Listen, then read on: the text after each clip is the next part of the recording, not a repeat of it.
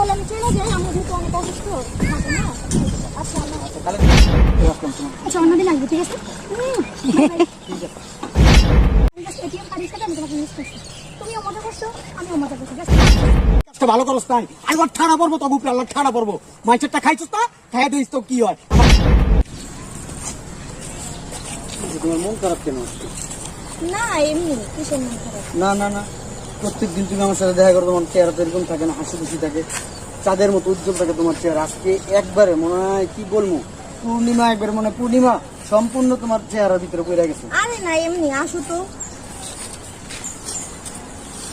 বলবো না? কি বলবো, বললে কি তুমি সমাধান করতে পারবে? অবশ্যই করবো সমাধান। আসো। বলো বলো, তুমি বলো কি সমস্যা? আরে বললে সমাধান করতে পারবা না, আসো তো, শুধু চাপাটাই, বুঝছো, আর কিছু নেই। তুমি বইলেই দেখো একবার আমি পারি কিনা। আমার 20,000 টাকা লাগবে, বুঝতে পারছো? এই জন্য মনটা